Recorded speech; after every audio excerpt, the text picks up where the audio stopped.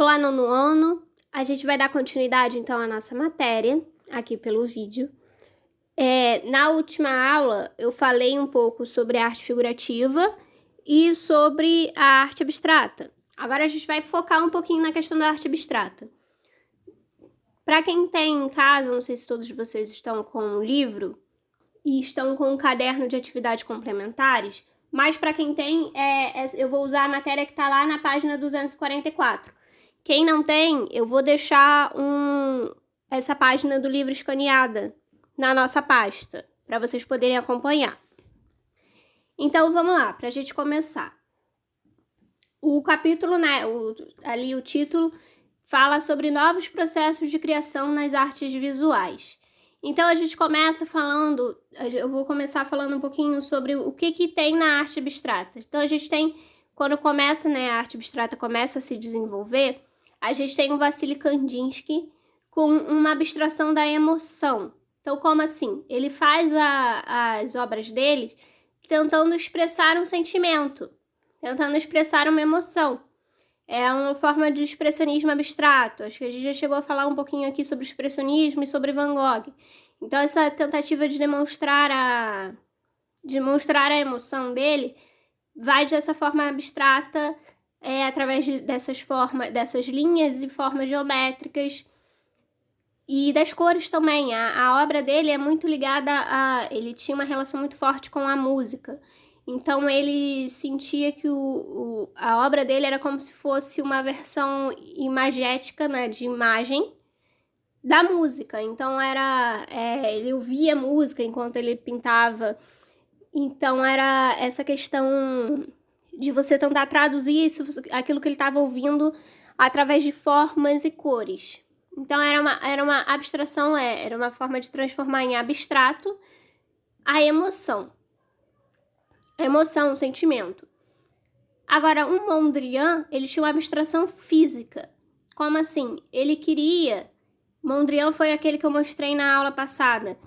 Ele queria simplificar as formas. Simplificar as formas das coisas existentes. Dos objetos e das paisagens.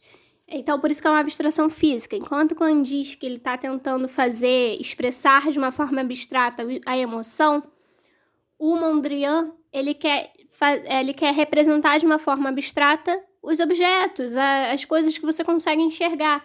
Então, como eu mostrei na última aula, ele começa com essa pintura dessa árvore.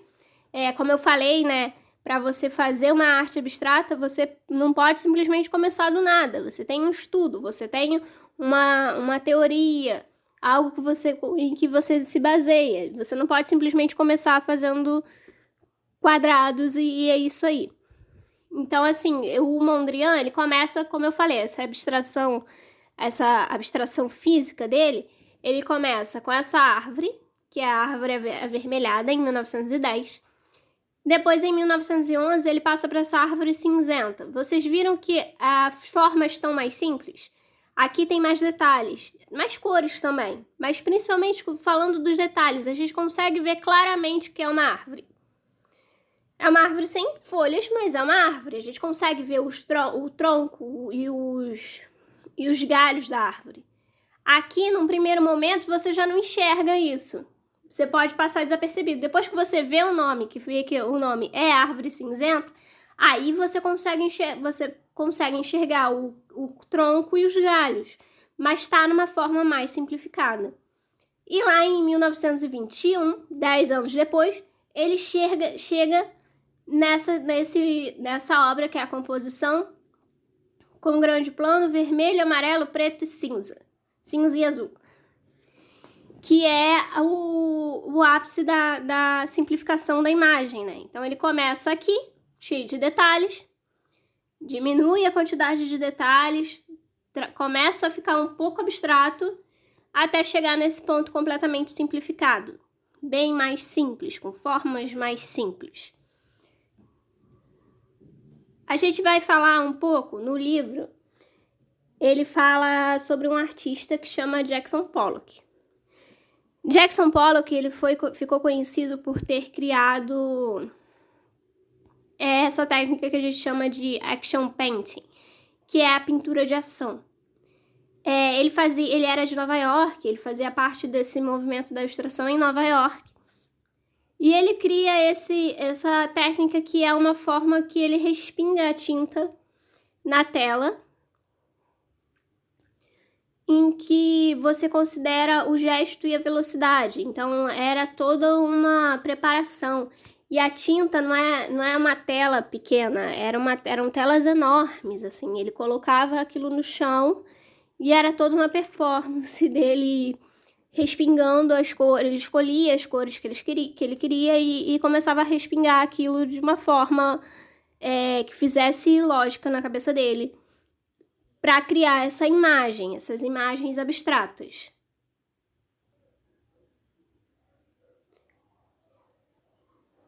Então, aqui nesse vídeo mostra um pouco dele usando essa técnica que ele criou para fazer essas imagens, criar essas obras que são respingos de tinta, que tem a questão do sentimento também. A gente vê que ele joga com certa brutalidade até a tinta na tela, né, que ele está usando no suporte. E essa forma de criar um novo jeito de abstração. Como eu falei, a gente tem o Kandinsky lá com a abstração da emoção, temos o Mondrian com aquela abstração física, criando aquelas formas simplificadas, e o Pollock, ele se utiliza disso, se utiliza dessa abstração, fazendo essas obras com esses respingos, com essa quase uma forma de você materializar o movimento, porque você joga a tinta, tem todo esse movimento, todo esse trabalho que ele tinha. Essas fotos são muito boas, assim, muito interessantes do trabalho dele. Tem toda essa ação, né? Como eu falei, é uma pintura de ação. O gesto, ele é muito importante para a forma como a pintura é finalizada. Então, assim, da mesma forma como no expressionismo, na pintura de Van Gogh, a questão da forma como o artista colocava a tinta na tela era uma forma de expressar o sentimento, era uma forma importante, né, para a ideia do movimento, do estilo, né, do expressionismo. Aqui a forma como o Pollock coloca também a tinta na tela, ela tem essa importância, ela tem essa potencialidade, né? Então, é uma forma de você expressar. Então, assim, lá no expressionismo, os artistas, eles botavam a tinta na tela para fazer as imagens, era uma pintura figurativa, para fazer as figuras de uma forma um pouco mais bruta. Então, não era delicado, como eram as outras obras que tentavam fazer uma representação fiel da realidade. Já aqui o Pollock, ele leva isso ao extremo, então ele leva isso a um outro nível, se utilizando dessa questão do movimento. Então é o que a gente chama de expressionismo abstrato. Como eu falei, ele surge lá em Nova York, que é o movimento que o Pollock fazia parte. Ele surge em Nova York lá em 1940. Então vocês veem aqui, né, o período, né? Começa lá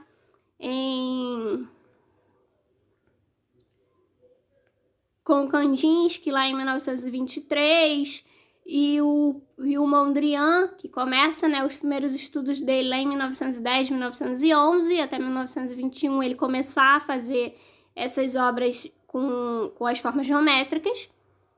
E o Pollock lá em 1940 continua criando outras formas de criar arte abstrata, de usar de formas diferentes, algo que não é figurativo, que fuja da realidade. Então, a gente tem como característica do expressionismo abstrato, tem o rompimento com aspectos tradicionais da arte. Então, não só com a questão da técnica de você não fazer algo que não é nada figurativo, porque isso aí não remete a nada da realidade, mas também tem a questão de você romper com o tipo de material que você usa. Então, o fato dele colocar o suporte, né, a tela dele, que não era bem uma tela, né, esse suporte que ele usa, né, essa espécie de tecido, ele esticar isso no chão e jogar tinta em pé, isso é um rompimento também com o tradicional, porque o tradicional é você ter uma tela e colocar ela em pé num cavalete, dependendo do tamanho, mas geralmente mesmo se for maior, então que seja apoiada na parede. E ele já traz isso para uma outra maneira, uma outra técnica, que ele coloca isso no chão. Então, assim, essa quebra de você parar de usar o cavalete para fazer a pintura. Cavalete, para quem não sabe, é aquele suporte de madeira que você coloca a tela para pintar. Isso também é uma forma de rompimento com esses aspectos tradicionais da arte. E tem a criação a partir das emoções e expressões humanas. Então, como eu falei, tem toda uma emoção, uma carga emotiva muito forte na forma como ele joga a tinta na tela. A forma como ele tá fazendo esses respingos. Tem uma lógica, como eu falei, segue uma lógica na cabeça dele, não é algo aleatório. Tem uma lógica que ele criou. E tem a questão da emoção, porque é de uma forma bruta, é de uma forma que ele quer que tenha o movimento registrado na tela. A gente tem outros exemplos. Aqui eu tenho essa lista com esses artistas. E aqui são outros exemplos dessas obras. Nem todos faziam com as pinturas tão grandes, nem todos faziam no chão, mas a gente consegue perceber algumas características semelhantes. Então, a forma mais bruta, que a tinta é posta na tela, a gente consegue perceber em algumas das obras, a gente consegue perceber que teve essa forma, essa action paint, né, essa pintura de ação, mesmo que de formas diferentes, ela ainda está visível na obra desses artistas. O uso das cores também, cores muito fortes, é muito presente, é algo que tem em comum. E a abstração, como eu falei, num nível máximo. A gente tem formas geométricas, a gente tem essas pinceladas mais aleatórias, entre aspas, porque, como eu falei, raramente vai ser realmente aleatório. Isso segue uma lógica no trabalho do artista, da forma como o artista está fazendo. Então, vamos lá, atividade. Eu vou deixar a atividade para vocês, a página 244 do caderno, né, de atividades complementares. Quem não tem, como eu falei, eu vou escanear o meu e vou deixar no arquivo na nossa pasta para vocês se guiarem. Que aí lá no arquivo vai ter, na página, né, do livro, tem um texto falando sobre a obra do Pollock e tem uma explicação melhor sobre a pesquisa.